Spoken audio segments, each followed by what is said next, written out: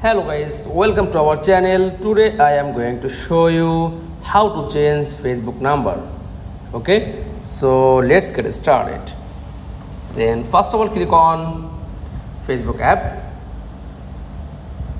then tap on menu option and scroll down, click on settings and privacy, tap on settings.